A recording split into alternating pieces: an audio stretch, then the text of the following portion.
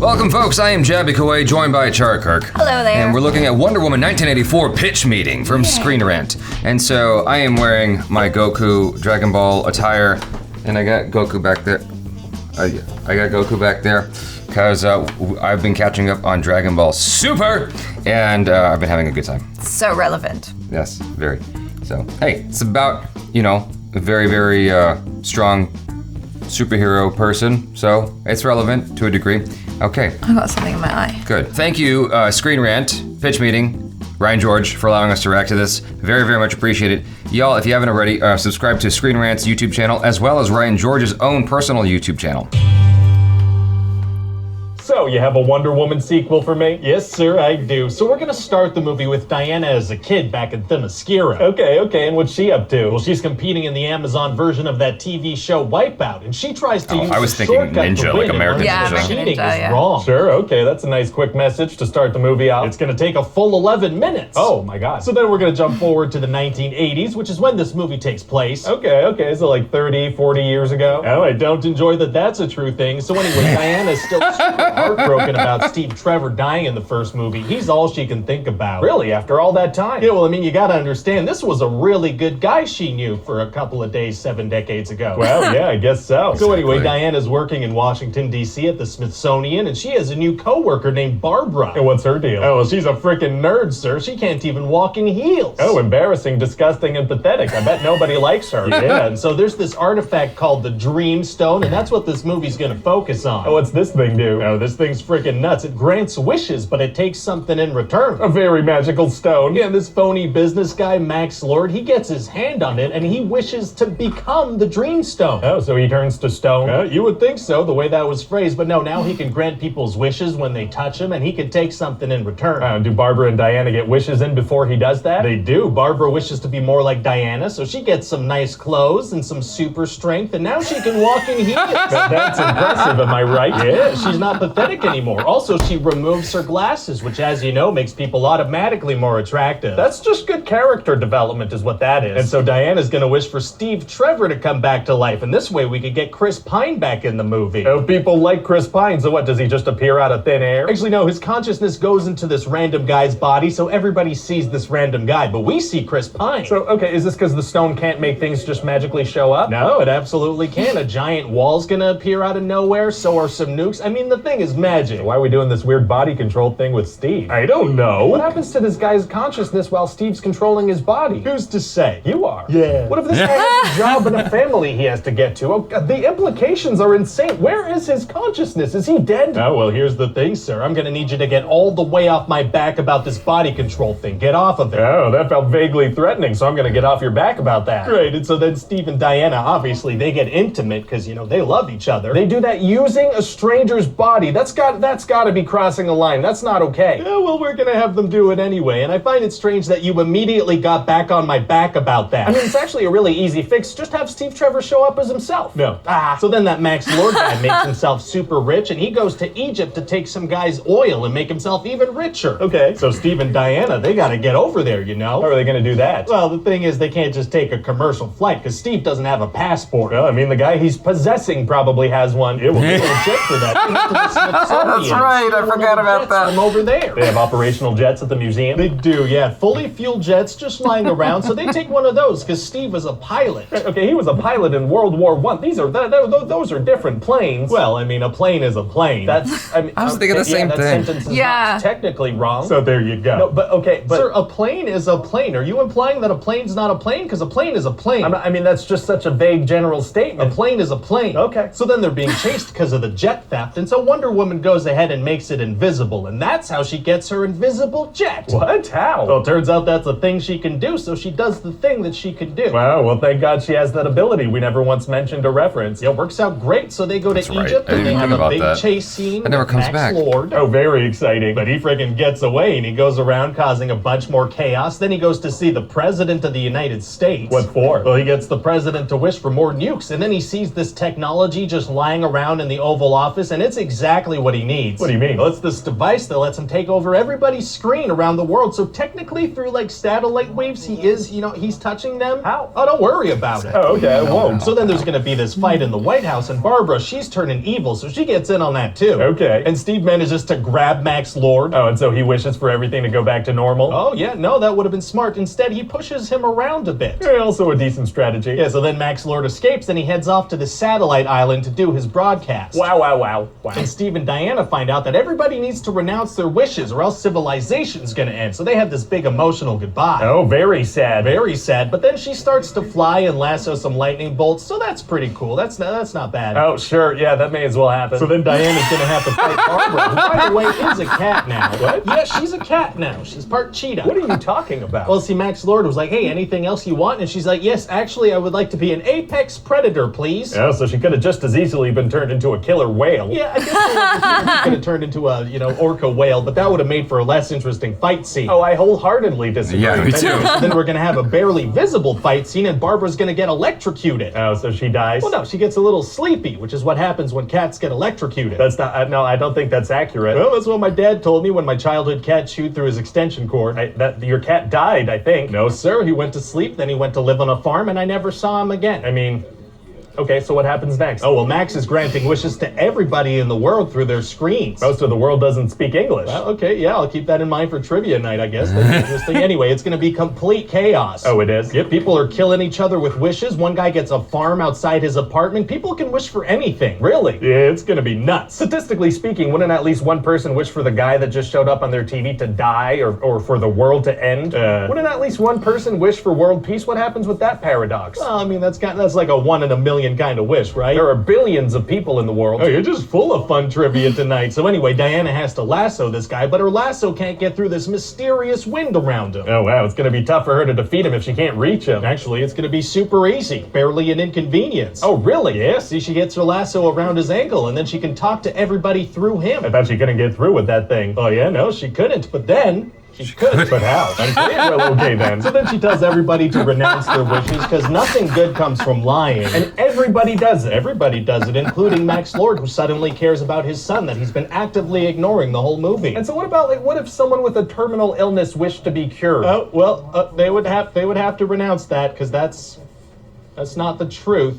What if a blind person wished to be able to see? That's a shortcut to being able to see, so that's wrong. What if somebody wished to be able to feed their starving child? Yeah, okay, this moment only works if everybody wishes for something selfish or violent, so we're gonna have to pretend like that's the case, okay? Oh, pretending is tight. Okay, let's do it. Okay, thank God. So then MacLeod is gonna go reunite with his son, who just kind of comes running out of the woods for no reason. How did MacLeod get back to the island if he renounced all his wishes? Unclear. And what happens with Barbara? Oh, well, she's not a cat anymore, and she's chilling, I imagine. Okay. Anyway, then Diana's gonna have a little flirty moment with the guy who Steve was controlling. It's gonna be very sweet. He's already seen that guy naked. Yeah, just a real sweet moment. It's gonna be Christmas, too. Yeah, I don't know if it being Christmas makes it better. And then she looks at a balloon, and we're all done. So what do you think? I mean, I feel like using a strange man's body is just so deeply strange and raises so many messed up questions. Right.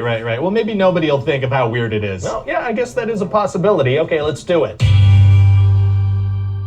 He hit on every single problem I had with that movie. Watching that just kind of made me feel kind of sad because I'm like, oh yeah, that's right. It had so many problems, and even in our review, we didn't even end up talking about all of them. I don't think we addressed that thing quite as deeply. No, we did not. With the body swapping thing, but we did Yeah. talk about it like afterwards and in the days to come, and yeah, it is very problematic. Well, it was just unnecessary. It was an unnecessary addition to the film because all it bought the movie was more runtime. It bought the movie a moment where she goes, "Why are you saying these words to me that only Steve Trevor would know? Yeah. Get away, I don't know who you are. Only Steve Trevor would know that line." Like, what? She walks away and then he catches up to her. That's it. That was his contribution to the movie. Yeah. It was completely unnecessary. I suppose they were trying to find a shortcut to, here's how he has a place to live. Here's how he has a bed. Yeah. But like, why? He could just as well be homeless Steve Trevor who just appeared out of nowhere and was like, hey there. Stay at her place. Boo. Stay at her place. Yeah. She's got a place, Yeah. presumably. It raises so many questions and it's just wrong. If you swap the sexes around, it's much more clear how wrong it is. Yeah. And so, yeah, it's odd and uncomfortable to even address. So let's move past that. He hit every single thing. The one thing that he had talked about here, that Ryan George talked about here, that I was sort of feeling when watching the film was the fight scene. He said it's gonna be like, you can't really see what's going on. That's what his comment here was. And I did kind of feel that. It was just enshrouded in darkness a bit, and like it was too close to the camera sometimes. It felt like a little bit claustrophobic, like you couldn't make out the details so much. Right. And I think that was done deliberately in order to hide some of the shortcomings of the CGI, which I actually thought looked fairly decent, especially when you compare it against the trailer, which looked much worse. It was almost like a Sonic the Hedgehog effect. Yeah. You know, like they show you the first horrible thing first, and you're like, ugh. Then you get to the movie that you're gonna watch anyway, and you're like, oh, it's not that bad. And so I ended up appreciating that. Someone railed into me in the comments of our review because I said the CGI in the film was good. I thought the visual effects was actually pretty decent in the film, but some people disagree. That's fine. I don't care. But everything he said, I pretty much 100% agree with. Like, there wasn't one thing in here where I was like, no. Like, maybe one slight thing where oh, that's what it was. Is when Steve Trevor and Max got into a fight, and he goes, did he make a wish, etc., etc. And he says no. He just tossed him around a little bit, and I'm like, okay, wait, at that point, did Steve know that Max became the stone? Because I can't remember. I think he knew, but he also knew that there was an exchange. So it was like, why add to the problem? The thing he raised in here, Ryan George took it even further than what I had thought about. Statistically, there would be at least one person who would wish for the world to end, or for world peace, or for the guy who's granting the wishes to die. Like, that didn't come up somehow, even though there's like over 1 billion people watching TV and everyone speaks English apparently. Yeah. And so those are like things I didn't even ponder or speculate on. But then the thing that he hit on that really annoyed me was the wind thing. Like, for whatever reason, like, she can't reach him. And then he brought it further going, he showed the image of her lasso unable to get to him, and then it just can. Yeah. I was like, that's great. But presumably it has something to do with Max's attention. If he's focused on you or has a general idea of you, then the wind is gonna push you back. I don't know. I don't know, like, if his attention has any direction or command over the magical property of wind that's keeping her away from him. But that would be my only defense for, it's grasping at straws. It's a very thin defense. I'll give you that. But that's the only thing I can think of. Like, he wasn't paying attention. That's how she was able to get the lasso around his ankle. Yeah, surprise! But he literally shows you an image where the lasso's stuck. It's just like flailing around. Yeah, it can't get to him, and then it does. God, that was just painful. Because I so wanted that movie to be really, really good, and then it wasn't. And it's been some time, and I'm like, okay, I think I'm over it. And then I watched this video and I'm like, oh no, must we reopen that wound? It wasn't a good movie. No. It just wasn't a good movie. And I mean, it wasn't like the worst movie in the world ever. I mean, that's what I tell people when they're like, oh, was it so bad? I'm like, listen, it wasn't like horrendous, but it just didn't reach the heights of the first, which kind of set the bar really high, and this was just kind of subpar. The only reason I would ever revisit that movie is to make a video like this. Otherwise, I have no reason to watch that film ever again. I think they just like put the attention in the wrong area, and I wonder why. I think the script was rushed. That's the only thing I can think of, because they heard complaints from the first film and they tried to address it, but then they left behind some of all the things that made it good. All the things that made it like amazing, like great fights, great action sequences, and more Steve Trevor.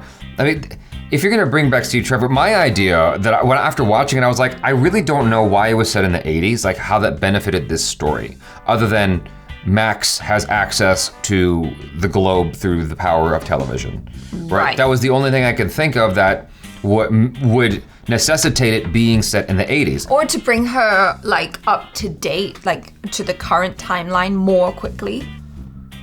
Then why not set it in the 2000s? As far as I could tell. 80s are having a moment. Yeah. They should have set it in the 90s, because everything like 90s is coming back now. The thing about it is, it's too far removed from the first film for it to justify she still cares about Steve Trevor. Yeah, you mentioned this as well when we were talking about it afterwards. And that, it does make sense. It's like, hold on. So that was like 1917.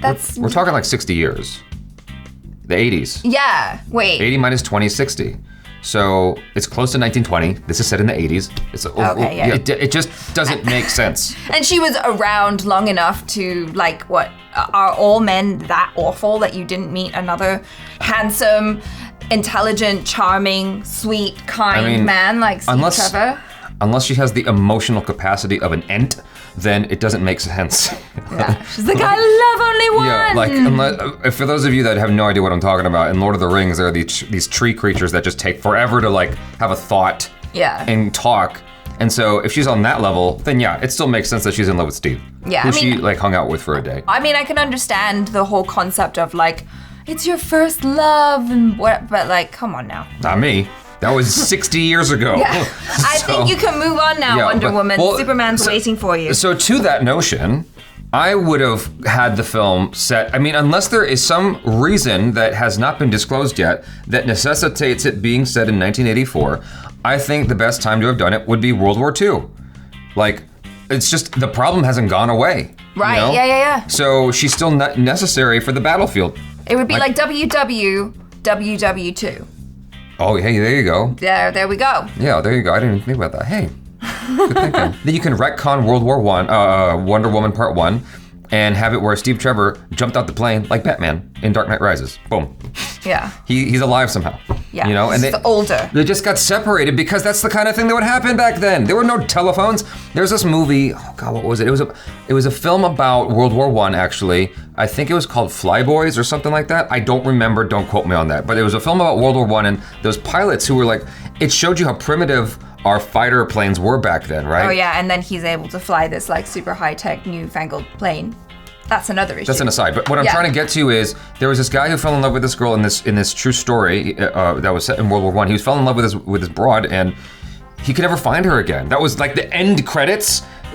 He was one of many characters in the film, and you know how you have the epilogue with all the title and whatnot. He never found her again. And it said he never found her. I was like, this is so depressing. Like he went searching for her in Saigon or wherever the hell she was, and then she never found her again. That kind of thing would happen, like where you get separated from someone and you just it's like there was no white pages or yellow pages or, you know, Google. It's very easy to get separated from someone. And Wonder Woman has, I don't know, and then somehow they found each other, you know, despite... In war.